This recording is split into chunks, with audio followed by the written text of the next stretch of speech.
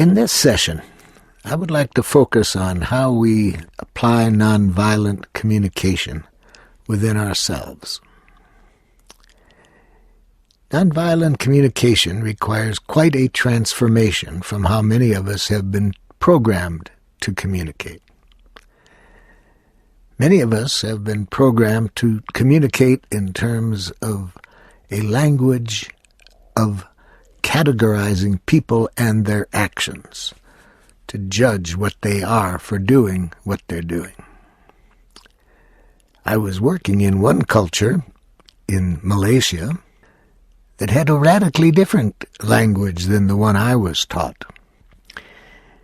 My interpreter wanted to start the day by having a half hour with me. He said, "I need to explain to you some things about our language which may be different than yours that I'd like you to be aware of, because if you're not aware of this, it will make my job as an interpreter more difficult."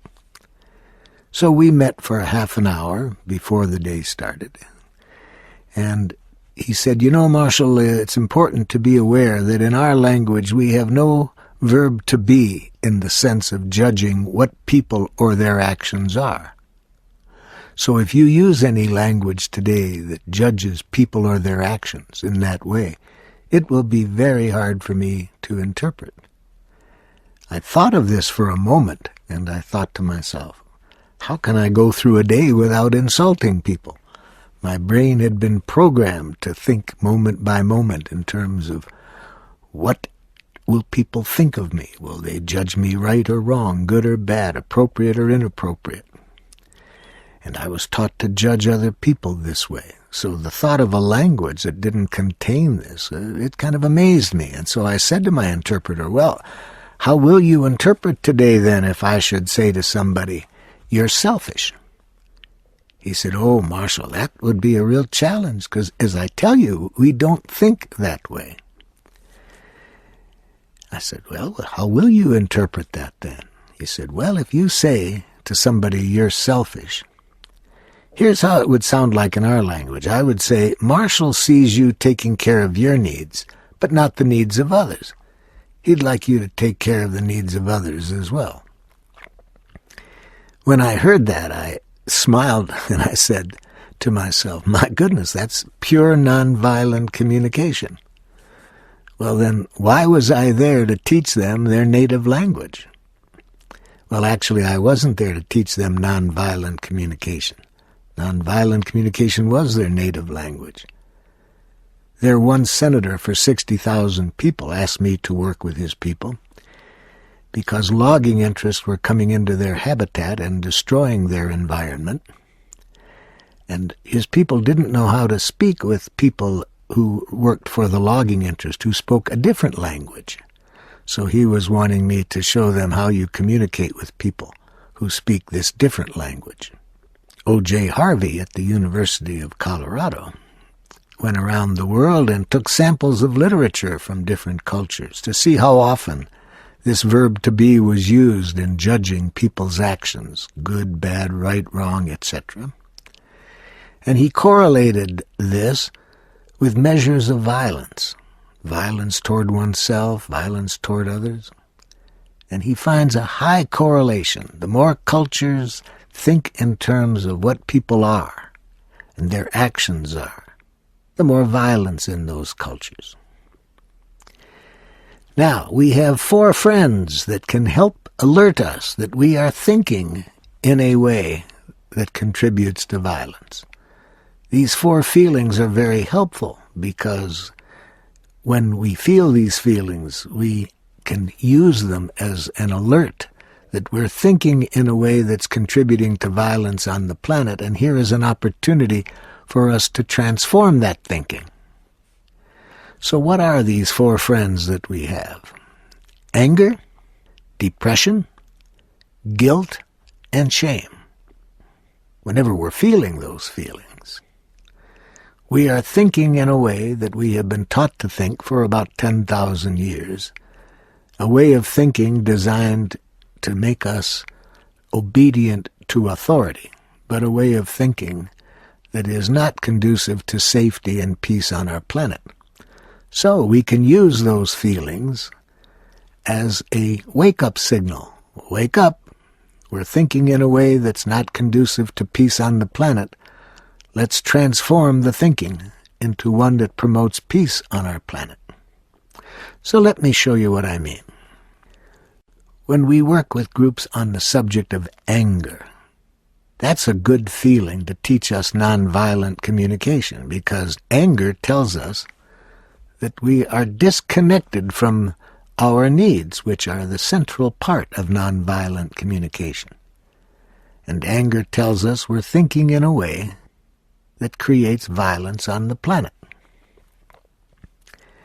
I was working on this subject with a group of prisoners in a prison, and one of them was very angry on this particular day, and I asked him what the stimulus for his anger was. What did somebody do that is triggering his anger? I could just tell he was so angry. He said, I made a request to the prison officials 2 weeks ago for some job training. I still haven't heard from them. I said, yeah, that tells me what the stimulus was for your anger. Now, what's the cause of your anger? He said, I just told you. And I said, oh, no, you remember from our previous session, I tried to make clear to you that it's never what other people do that makes us angry. It's how we think that makes us angry. So what are you telling yourself that's making you angry? He said, I don't know what you're talking about. People can make you angry. I said, no, people can't make you angry. If you followed me around in my work, you'd see this very clearly. For example, when I'm working in several places around the world where there's been a lot of violence, such as Rwanda, I was working with a group of people, all of whom had had at least one member of their family killed. And some of them were so angry that all they could live for was vengeance and think of getting back at the other people. And some of the people who had had horrible things happen to them were not angry. They weren't repressing the anger or denying it, but they were not thinking in a way that creates the anger. So not even something as dramatic as having a member of one's family killed can make you angry. So I said to this prisoner, so what are you telling yourself that does make you angry? And after a moment he said, well, I'm telling myself it isn't fair. I need the training that I requested, and they're just, ignoring me and treating me like I'm nothing. And he went on to give several other statements of the judgments that he had of the prison officials for not having gotten back to him about his request for job training. I said, okay, now you've answered my question of what causes your anger. Anger is caused by how you think. You think language that is disconnected from your needs and makes violence enjoyable. As the Christian theologian Walter Wink said, we've been educated for many years, thousands of years, to make violence enjoyable. See, all you need to do to make violence enjoyable is think there's bad guys, and that these bad guys deserve to suffer for what they've done, and it can make it enjoyable for you to create pain for these people. So anger is a very valuable feeling. It tells us we are perpetuating the thinking that creates that kind of anger. So with this prisoner, I showed him that it's valuable then, when you are angry, to be conscious that you're angry because of your own thinking, and not because of what the other person did. The other person's action is a stimulus for your anger, but not the cause.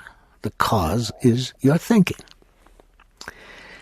Then I said to him, it's also very important, once you have identified the thinking that causes your anger, it's important to be conscious that that thinking is a tragic, suicidal expression of an unmet need. See? Anger tells us, in other words, that a need of ours isn't getting met. But our thinking doesn't connect with that need. Our connection goes to judging the other person, who is the stimulus, in a way that creates the anger. So I said to this prisoner, now go behind those judgments that you're making of the prison officials for not responding to your request for some job training, And what's the need behind all these judgments, that they're not being fair, they're treating you like you don't exist? What's the need that's behind all that thinking? He thought for a moment and said, I need to develop myself. I need skills for developing myself so I can earn a living when I get out of here. Otherwise, I'm going to end up back in here very quickly. Then I said to him, now how are you feeling at this moment that your attention is on those needs? And he said, I'm scared. You see, we cannot be angry when we're connected to life. And what I mean by connected to life is to be connected to our needs or to the needs of others.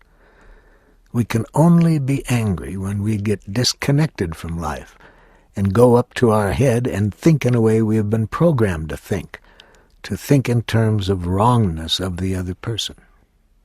Now, I'm not saying there's anything wrong with being angry.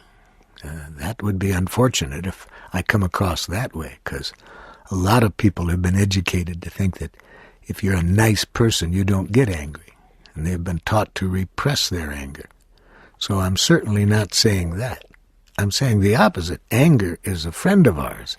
It tells us we're thinking in a way that's contributing to violence on the planet. We're a part of that violence, and anger wakes us up and gives us a chance to transform our thinking to a kind of thinking that creates peace on our planet. So I said to him, notice how differently you feel when you're in touch with your needs than when you're judging the other people. When you tell me that you're scared that you're not going to get that need met. And he said, that's right. Now I said to him, you tell me you have an appointment to talk to them later this afternoon, the prison officials? He said, yes. I said, do you think you're more likely to get your needs met if you go in there thinking of what's wrong with them for not having contacted you by now and feeling angry about that? Or are you more likely to get your needs met if you go in there connected to your need for wanting to develop yourself and aware of your fear that you may not develop those skills? No matter what you might say to them, do you think you are more likely to come out with your needs met if in your head you have judgments of them implying wrongness on their part, or if you are conscious of your needs? He said, it's obvious. I'm much more likely to come out of there with what I want if I go in conscious of my needs. I said, I'm glad you see that. And at that moment he walked over to the other side of the room and sat down and had a very sad look on his face. And I said to him, hey, what's going on? And he looked at me and said, I can't talk about it right now. After lunch he came up to me and said with great sorrow in his voice, Marshall, I wish you had taught me 2 years ago about anger what you taught me this morning. If I had known that 2 years ago, I wouldn't have had to have killed my best friend. And then he went on to tell me this tragic story about how the friend said some things that just totally outraged him. And then he was thinking that he was angry at his friend for saying those things. He wasn't aware that the friend didn't cause his anger. The statements didn't cause his anger. It was how he thought about them that caused his anger. And he saw that if he could have connected to what his friend's needs were behind what the friend said, or if he had been connected to his own needs at that moment, there would have been ways of finding out strategies for meeting everybody's needs, and he wouldn't have had to have killed his best friend. So this principle is very important to liberating ourselves from language which is not conducive to our well-being or peace on the planet. And the awareness is that all language that implies wrongness, that is a criticism, insult, diagnosis of pathology of others, all such language is the cause of anger. Other people are never the cause, only the stimulus. The cause of anger is our thinking. And that thinking that causes the anger is a distorted expression of an unmet need. A distorted expression that not only interferes with getting the need met, but makes it enjoyable to be violent to others. So, whenever we're angry, nonviolent communication shows us how to stop, breathe, become conscious of what you are telling yourself that makes you angry. And when you see the thinking that makes you angry, transform it into the need that it's distorting. Ask yourself, wait a minute, what need of mine is not getting met that's being expressed through judgment of the other person? And you'll know that you have gotten connected to your need. Your body will tell you so. Your spirit will tell you so. We live in a different world when we are connected to what is alive in us, meaning our needs. We live in a different world than when we are up in our head judging other people in terms of rightness and wrongness. Now, learning how to become literate with a language of life, our needs, is going to take some practice. We're going to need to practice transforming language which stimulates violence into a language of life. What's helped me over the years to develop more of a language of life and less time of my life being angry and judging other people, what's helped me is an exercise that I do that I will recommend to you. In this exercise, I keep a book with me, something to write on at all times, so that any time I get angry, I write down the stimulus for the anger, because very often at that moment I don't have time to transform the thinking that creates that anger.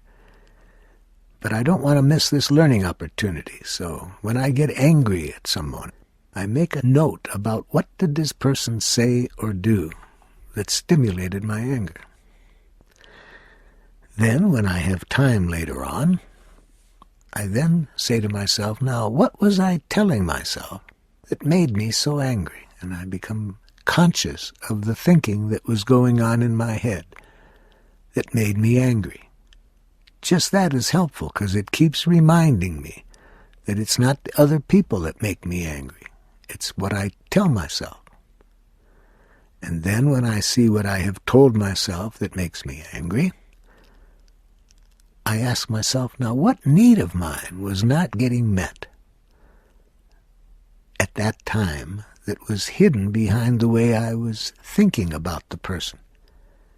And then I translate that judgment of the other into a need of mine that wasn't met. And again, as soon as I get connected to that need, I'm in a different world than when I'm up in my head judging people. I like the way Rumi the poet expresses this. He says, there's a place beyond right and wrongdoing. I'll meet you there. And nonviolent communication supports us to live in the place beyond right and wrongdoing, in a place where people see each other's needs and enjoy contributing to each other's needs. But anger tells us that we are thinking in a way that blocks our needs, that blocks our awareness of our needs and the other person's needs. So it can be a helpful friend, anger. We can use it as a wake-up call to identify the thinking that's making us angry and transforming it into an unmet need. Now, when I was first learning how to do this transformation of my anger, it would take me a while, because I was very skilled at judging what's wrong with other people in a way that would make me angry. But I wasn't very skilled at understanding my needs, getting connected to my needs. So it would sometimes be awkward when I was angry, because I would stop right there at that time, take a deep breath, identify the thinking making me angry, connect to the need behind it, and then I would open my mouth. But this would take me some time, and this was awkward in certain situations. For example, one time my oldest son and I were having a disagreement, and this was at a time when I was first learning nonviolent communication, and something he said and the way he said it just really stimulated some anger on my part. So I took a breath, and I saw what I was telling myself that made me angry. I saw the need behind that, and as soon as I saw the need creating the anger, I no longer felt angry. Then, when I opened my mouth, I came out of a different energy than if I had reacted immediately out of the anger. But this was taking me some time, and meanwhile his friends were outside waiting for him, and he said, "Dad, it's taken you so long to talk." I said, "Let me tell you what I can say quickly. Do it my way or I'll kick your butt."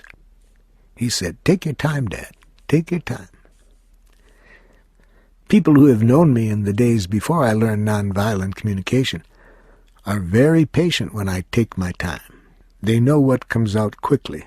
They're willing to wait to hear what's really alive in me and to hear that life in me described in a way that doesn't imply wrongness on their part.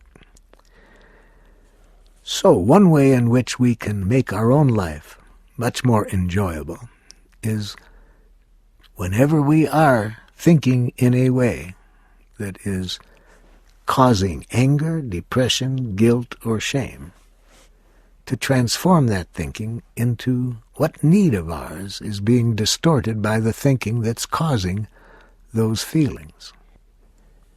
Now, let's look at another way in which, by transforming that thinking, we can make our life richer and more enjoyable. Let's look at how we can learn from our mistakes without losing self-respect. In my workshops, I do this exercise by asking people to identify a mistake they've made recently.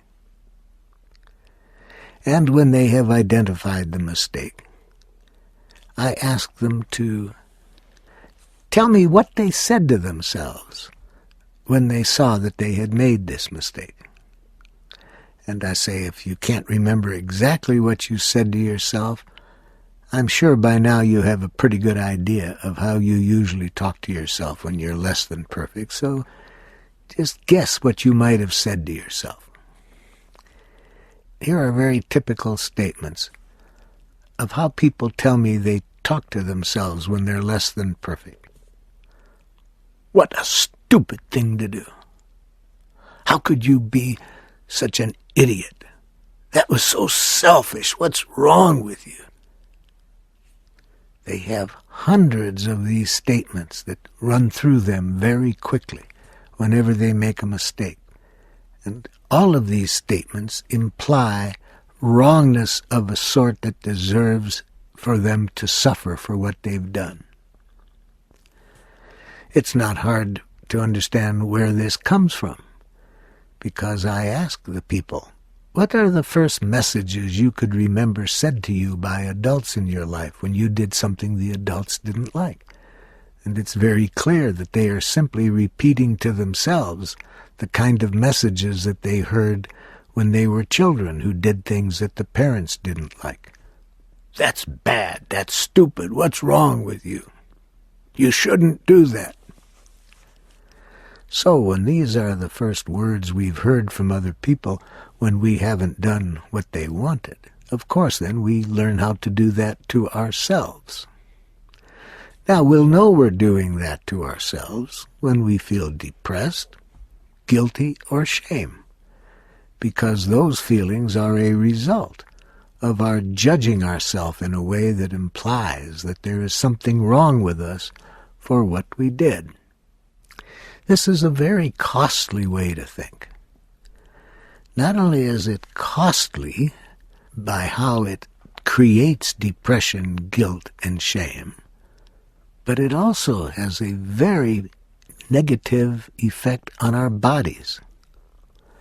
The more we think in ways that create anger, depression, guilt, and shame, the more heart disease.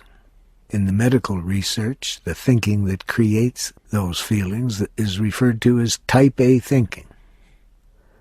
It's essentially thinking that implies badness or wrongness of a kind that is deserving of blame or punishment.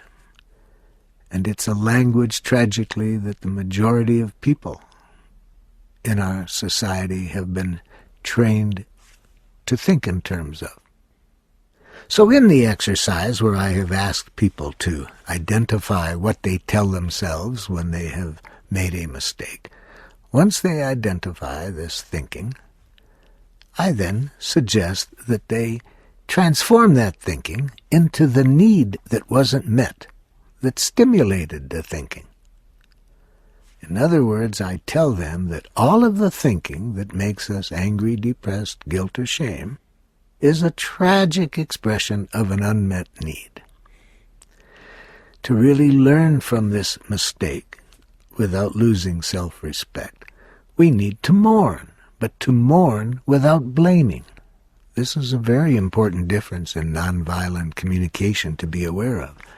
The difference between mourning and blaming ourselves. Mourning requires that we be connected to our need that wasn't met by our behavior. When we're connected to that, we might feel sadness, frustration, but these are quite different feelings in terms of their effect on our spirit and on our bodies than how we feel when we blame ourselves and feel the depression, guilt, shame. So, we suggest that whenever you see yourself blaming yourself for a mistake, become conscious of the blame, see what you're telling yourself, be conscious that it's a tragic expression of an unmet need, and hear the need that's being expressed behind it. Now this takes some practice on the part of people because they very often have a very weak need vocabulary. So we suggest that everyone build at least a vocabulary of about 9 words that describe various needs that you have, and at least see if one of those words or more resonate when you're blaming yourself. Because the quicker we can transform a thinking of blame into a thinking of unmet needs, the quicker we're going to be able to learn from our mistakes without losing self-respect.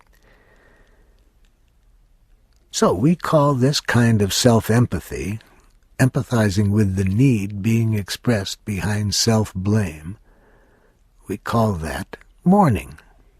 Mourning our limitations, that we didn't meet a need by what we did.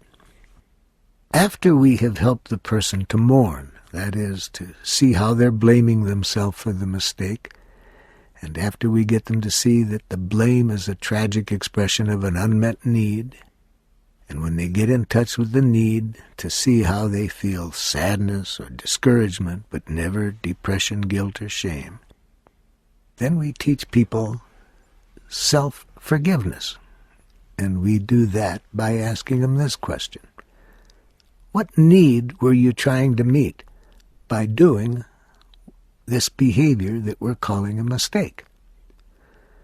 Now that's very confusing for many people because they don't think in terms of what needs were they trying to meet by doing it. They just go quickly to blaming themselves. So it takes people a while on this exercise to stop and say to themselves, now, what need of mine was I trying to meet by doing what I did? So, for example, if it's a parent who is mourning how they screamed at their child and some of the things they said to a child of theirs, they might come out with this. I had a need for his safety and I was scared that what he was doing would harm him. So then the person can see the need they were trying to meet by doing what they did. Now, once people do understand the need that they were trying to meet by doing what they did that we're calling a mistake, there's again a relief. They can feel some pain for what they did, but it's a relief to see that they didn't do it because they're a bad person. They did it to meet a need of theirs. And that's what we call self-forgiveness. Because as they say in A Course in Miracles, when we empathize, there's nothing to forgive. So that's how we show people how to apply nonviolent communication when they've made a mistake.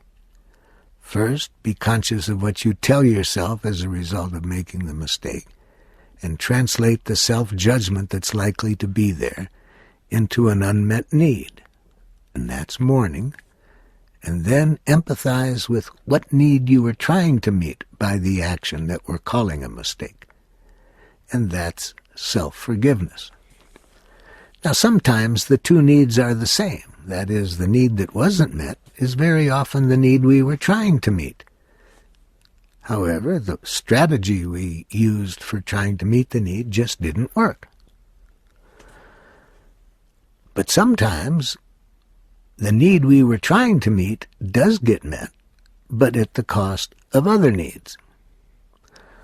For example, one night I was in a hotel in one country, and I needed some relaxation, and I got my guitar out and started to play it.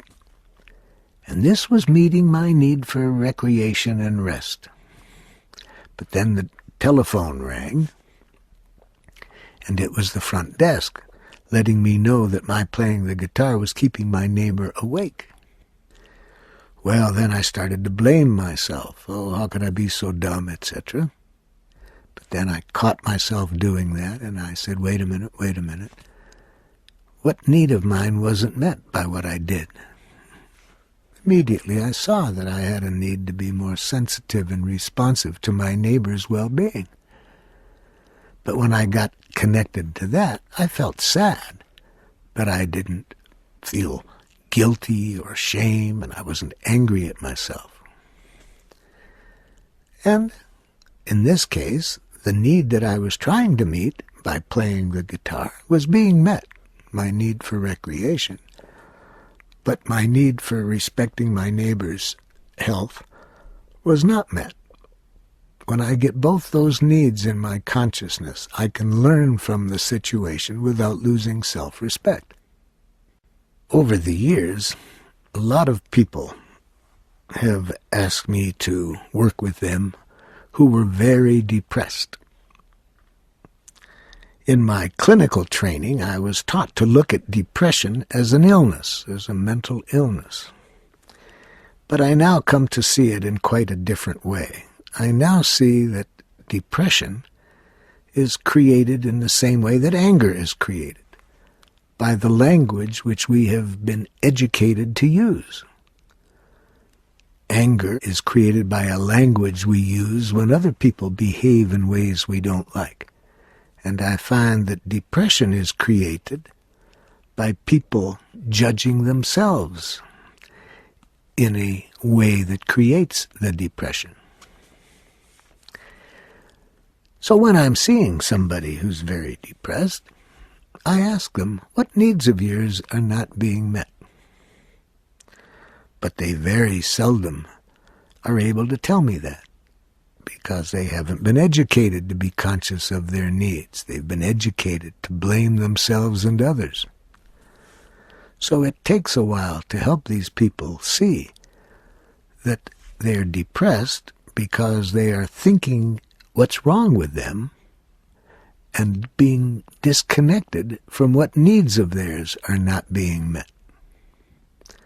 So the conversation often goes like this. I ask them, what needs of yours are not being met? And they say, I'm a failure. See, I ask about needs. They tell me a judgment they have of themselves. And I point out this difference to them. I say, well, you're telling me now what you think of yourself. I'm asking, what need of yours is not being met? And they think again, and they say, I compare myself to my brother and sister, and I see what they've accomplished in life, and I see what I have, and it just shows me what a failure I am. Now notice they're again not telling me the answer to my question of what needs of yours aren't getting met. They're telling me this analysis they have of themselves that comes from comparing themselves to their brother and sister. I often tell such people to read the book How to Make Yourself Miserable by Dan Greenberg, and they'll see in there how we make ourselves miserable when we compare ourselves to other people. For example, he has a picture in that book of a very attractive man and a very attractive woman, and all of their measurements are on the picture. And the exercise is take your measurements, compare them to these beautiful people, and think about the difference. This book produces, if you do that exercise, you'll be miserable in a short time. So I try to show people that it's this kind of thinking that makes us depressed, what we tell ourselves about ourselves, that we judge ourselves in a way we've been trained to judge people.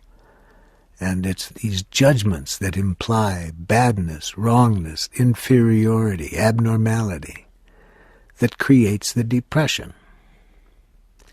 And once people have identified these judgments that create their depression, I show them how to transform these judgments into unmet needs.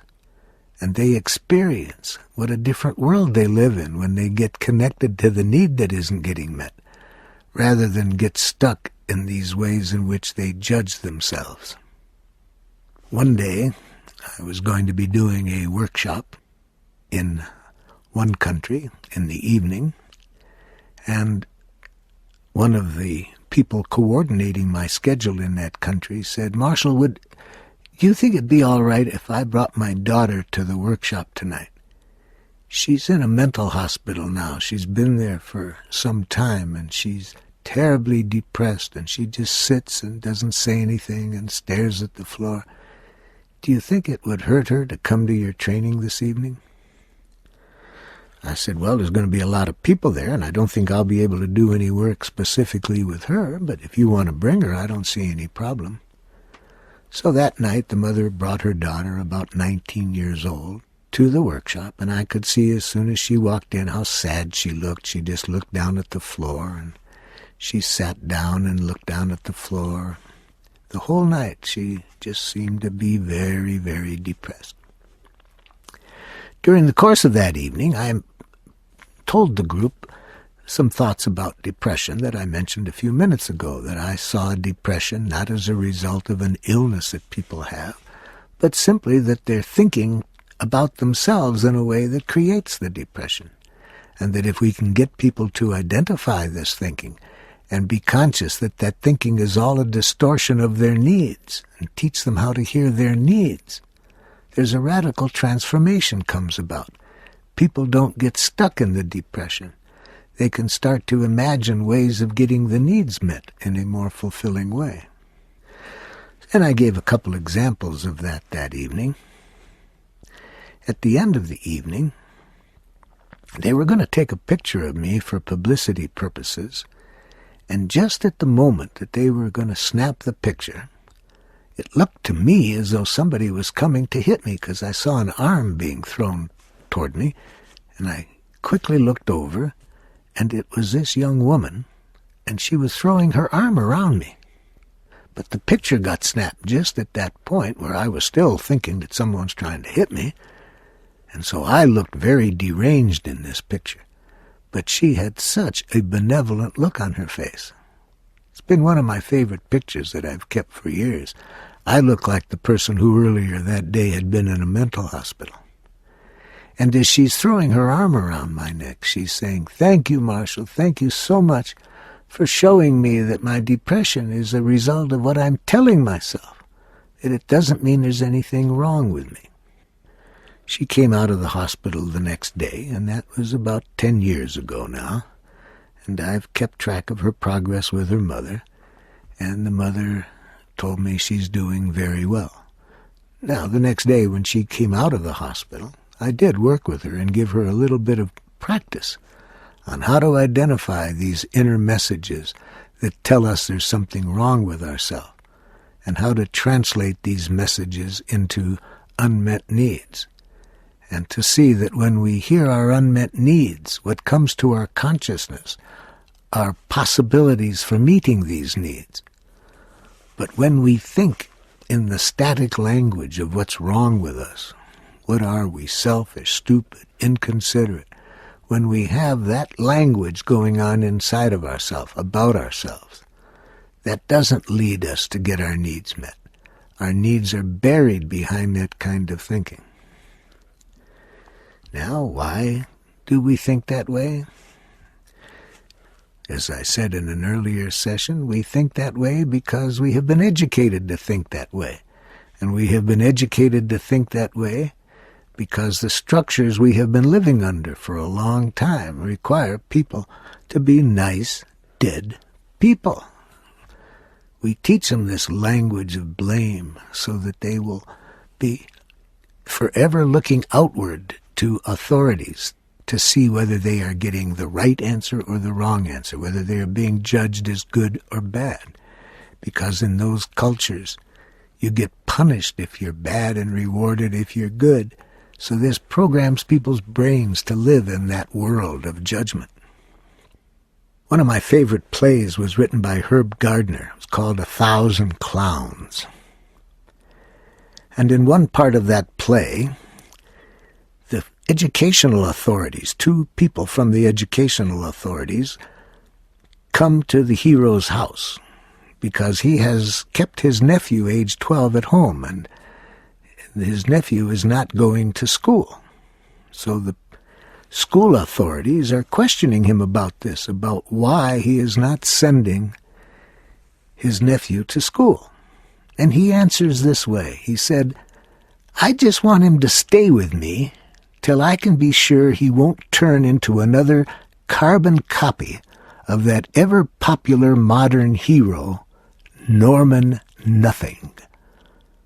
I want to be sure he'll know when he's chickening out on himself.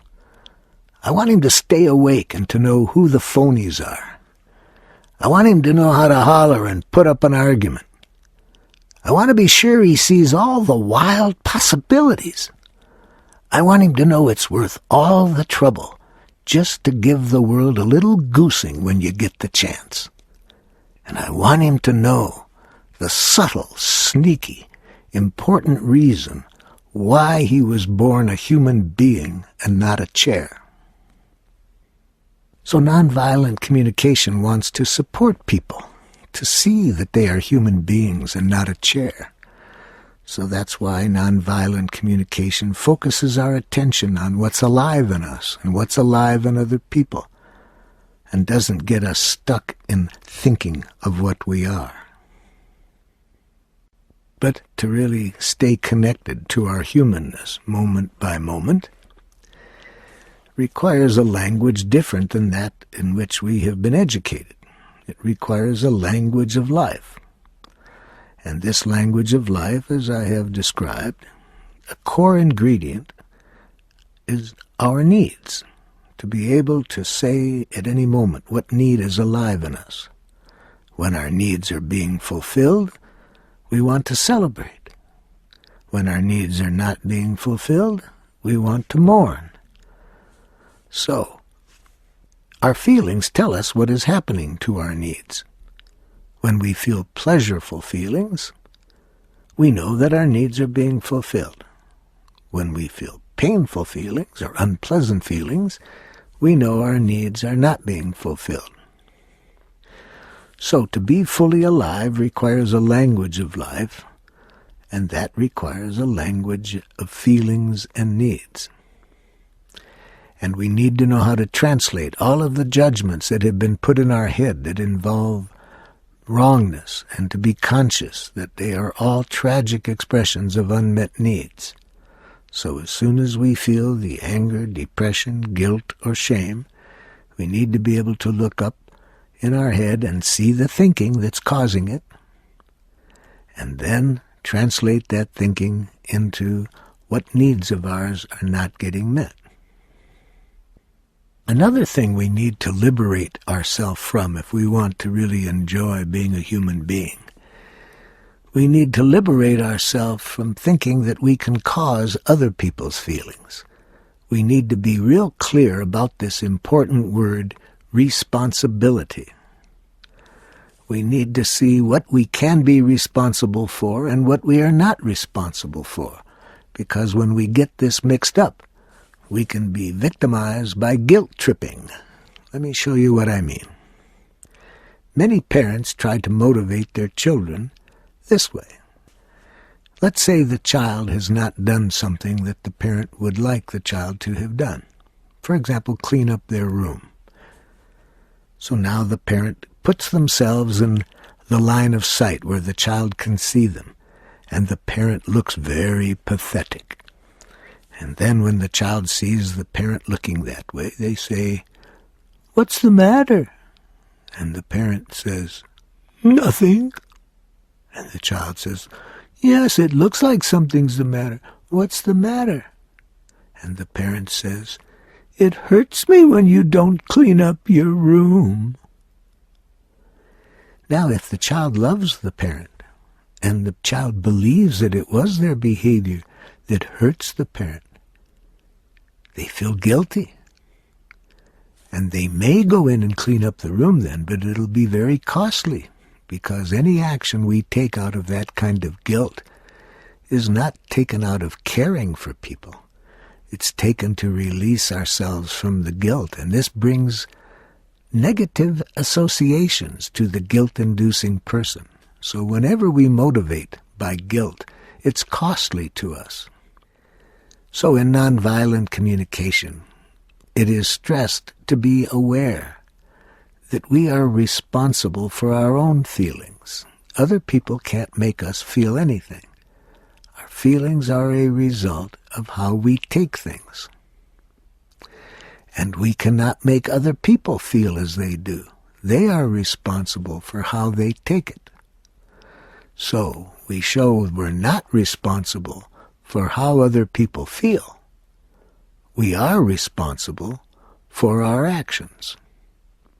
And to demonstrate this, I often ask somebody to insult me.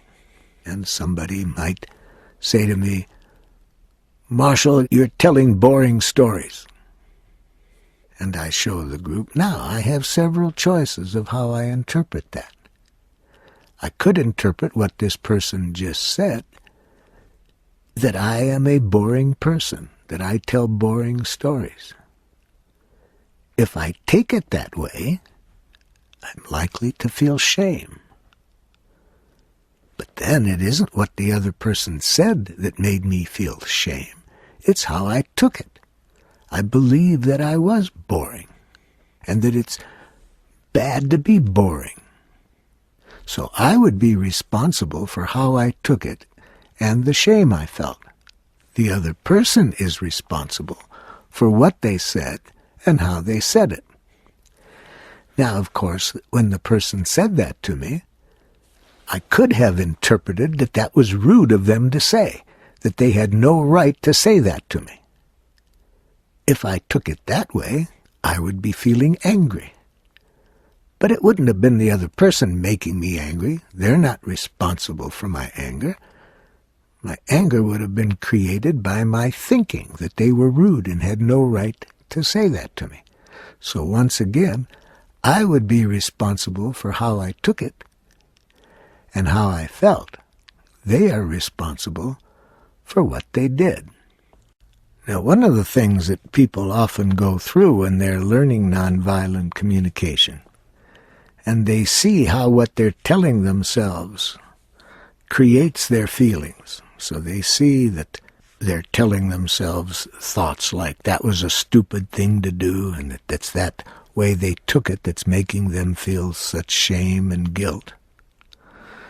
So, very often when people see that they're thinking in that way that creates their feeling of shame and guilt, they then say to themselves, I shouldn't feel that way. What's wrong with me? I've been studying nonviolent communication long enough that I should no longer think that way. So, they judge themselves for judging themselves, which just makes them feel even worse than ever. So we suggest that in learning nonviolent communication, it's very important to keep conscious at all times that the goal of life is not to be perfect. It's to become progressively less stupid. So let's learn from our limitations. Let's learn from our errors. See them as opportunities to develop ourselves. And to keep in mind that anything that's worth doing is worth doing poorly. So I'd like to give a couple examples of how we can learn from our limitations when we transform our self-judgments into needs. I was presenting in front of 800 teachers in a school system, and I was asked to speak at their once-a-year meeting. And after I presented what I had to say about how to create schools in harmony with nonviolent communication, 4 of the school administrators were on a panel to react to what I said.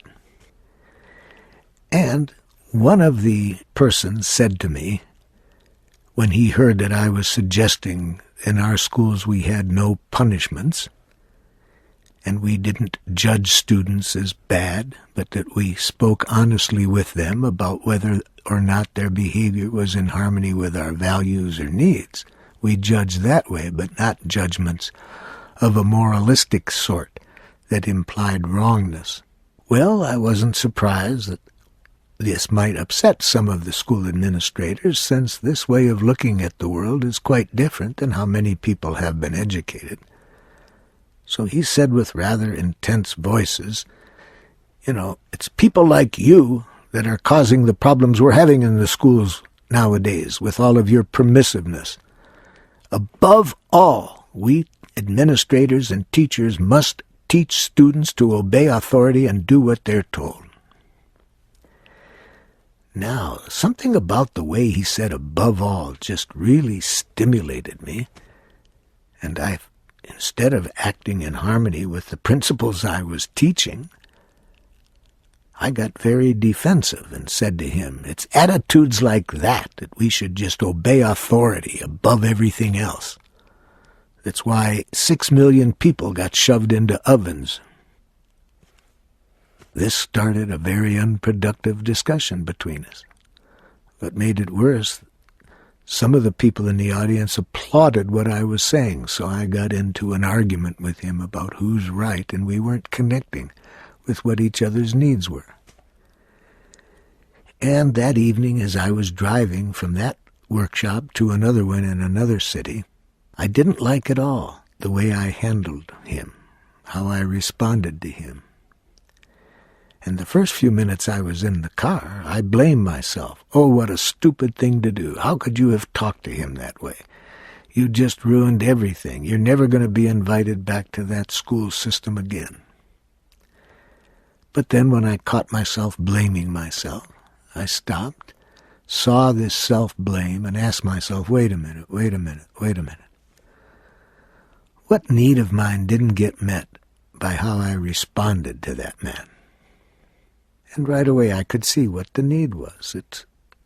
I was not responding to him with the respect that I would like to respond to people. I wasn't meeting my own need for respecting people. Now, when I saw that need, I was very sad, but at least I didn't feel the kind of feelings I felt when I was blaming myself, the shame, the guilt, the anger toward myself. But I felt a deep sadness. I could see that I was not responding to him in a way that met my need for respecting of people. And then I asked myself, what need of mine was I trying to meet by behaving in the way that I did? And all of a sudden it became very clear to me what my need was. I needed understanding for how frightening it was for me to hear somebody saying, above all, we have to teach people obedience to authority. The word above all stimulated in me memory of how in Nazi Germany people were educated to believe above all you have to obey the Führer. So then I saw both parts of myself. I mourned that I didn't meet my need for respect the way I treated this person. But I could also see that I behaved as I did out of my need for understanding, for how frightening it was for me, for authorities to have this belief that above all we have to teach children obedience to authority. Now, by being in touch with both of those needs, I have a better chance to learn, because I said to myself, now, How would I have liked to have behaved differently in that situation? And I realized if I had behaved differently, I would have liked to have understood what that person was feeling and needing behind his statement. Above all, we have to teach children obedience. And I realized that he probably had a need for order and safety in the schools, and believes that this is important for having rules to maintain this order and safety. And I had the same needs, so then I could see that we didn't have different needs. We might have had different strategies, but we didn't have different needs. So I saw that if I would have heard that message with empathy and seen that we had the same needs, I would have responded to him in a much different way, in a way that I believed we could have learned from each other without becoming enemies. That night, I was presenting in another school system, and a person responded to me in a very similar way to how the principal had responded to me earlier that day. But this time, thanks to the learning that I went through while driving in the car, when this person said, "We have to teach children obedience to authority. It's people like you with your permissiveness that's causing the problems we have nowadays." Now I could hear behind those words, and I could hear the need for order and safety. And I said to him, "Sir, are you concerned with what you hear me saying? Because you want to be sure we have order and safety in the schools, and we need rules in order for that to happen." And he said, "That's right." And then I could show him that I was also in favor of rules, but that I showed him a different way of establishing rules, and rules based on the protective use of force and not the punitive use of force. And we connected in a very positive way. After that meeting, he came up to me and said he was a minister at one of the local churches, and he wanted to apologize for coming and saying the things he had said at the beginning. He said, "I see now I didn't understand the kind of program you and the superintendent are trying to create here in the system."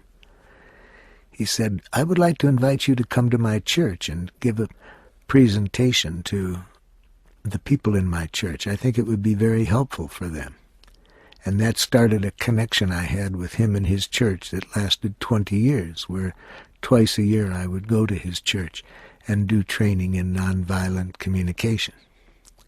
So I offer this as an example of how we can learn from our limitations without blaming ourselves, hating ourselves. And we do that by being conscious of what need isn't met by our behavior, and then empathizing with what needs we are trying to meet at those times that we are behaving in a way that doesn't meet some of our needs. Another way in which nonviolent communication supports people in living the life they choose to live instead of the life that sometimes they have been programmed by their culture to live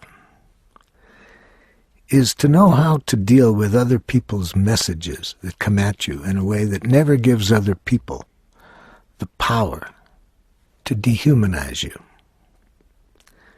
I'm going to be talking in greater depth about this in a later session on the subject of empathy. But for the moment, I'd like to concentrate on how we can train ourselves never to give our power away to other people. I ask a lot of people, what are you afraid to say? Give me examples of when you're afraid to be honest, afraid to be yourself, to say something. And when people in the group have thought of what they're afraid to say, they write down what the message might sound like. I then ask them, what makes you afraid to say that?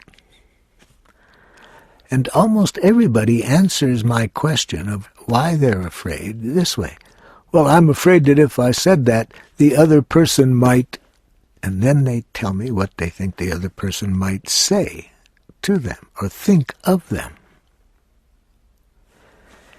And I point out to people how concerned I am about thinking that that's what we have to be afraid of, how other people might respond to us. That is, what they might say about us or think about us.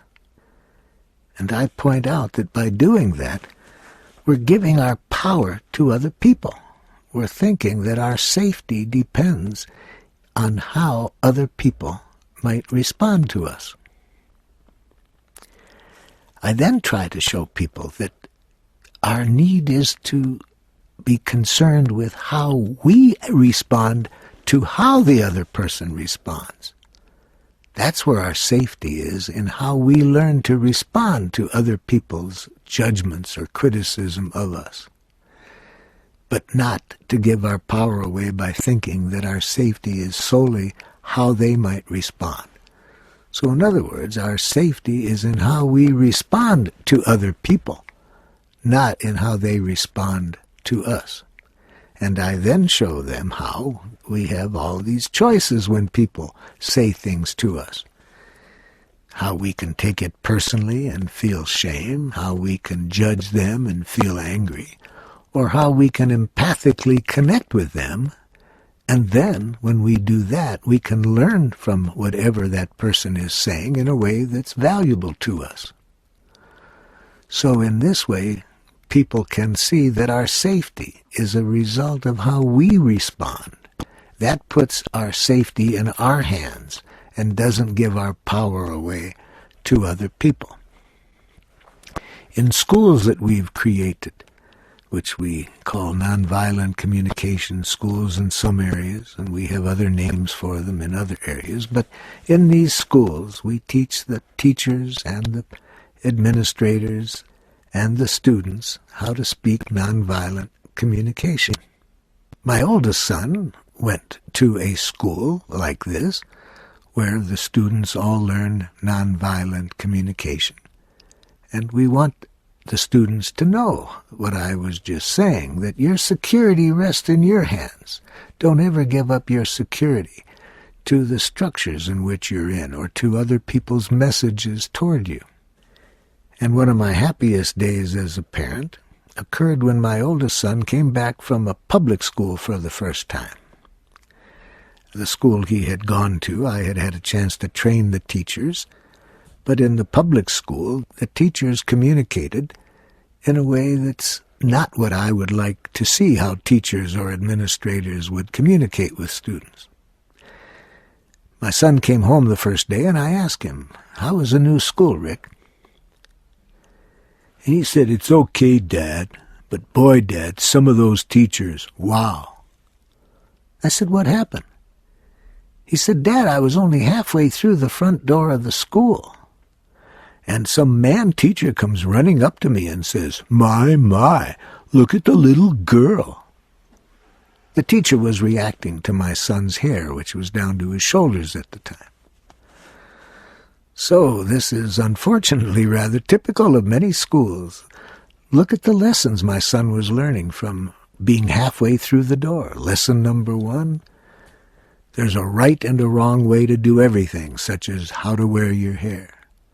Lesson number 2, who knows what's right? The people with the highest title, in this case the teacher, knows what's right. Lesson number 3, try to influence shame and guilt to get people to do as you want. Lesson number 4, it's a shame to be a girl. All of those lessons very quickly, and my son's halfway through the door of the school. So I said to my son, "How did you handle it?" He said, "I remember what you said, Dad, that when you're in that kind of structure, never give the structure or the people in it the power to make you submit or rebel." This is one of the things that I would hope we all help our children to learn. How to learn how to come from your own spirituality. How to answer for yourself, what's the way in which I choose to live? And to learn how to sustain that and stay conscious of it, regardless of the structures you're in, or regardless of how people within those structures speak to you. So I said to my son, "Wow, am I glad that you could remember that under those conditions." I said, "What did you do then?" He said, "I just tried to hear his feelings and needs, Dad. I just guessed that he was irritated and wanted me to cut my hair. Now, this is another lesson that we would like children to learn, how to see people's humanness no matter how they communicate. And once again, I was very delighted that my son could remember to do that. And I said to him, how did you feel after you heard what you thought he might be feeling and needing? He said, Dad, I felt sad for the man. He was bald and seemed to have a thing about hair. So this is one of the lessons that nonviolent communication is designed to help us remember at all times. No matter what structures we're in, to never give the structure or its rules the power to determine what we do, to make sure that each of our actions comes from our consciousness of our own values and our choosing to act in harmony with our own values. In this way, we are not submitting or rebelling. We are acting in harmony with our own values each moment. Walter Wink, the theologian, says it's very important to be conscious that institutions have their own spirituality. So many structures are set up in a way that are designed to get people to obey authority, no matter what the authority wants them to do. So I would hope that we educate ourselves that no matter what structures we're in, we stay connected to our own spirituality and neither submit nor rebel. And then I hope that we all develop the skill that my son demonstrated by no matter how people speak to us, whatever their titles, that we try to see their humanness, but not to give them the power to make us submit or rebel, and not to give them the power to create shame on our part, depression on our part.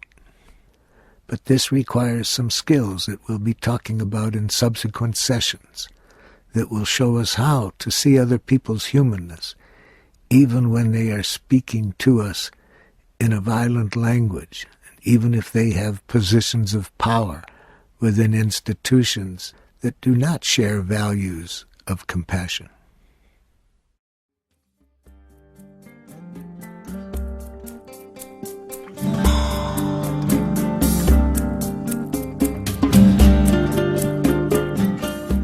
This concludes Session 2 of the Nonviolent Communication Training Course with Marshall Rosenberg. Our program continues with Session 3.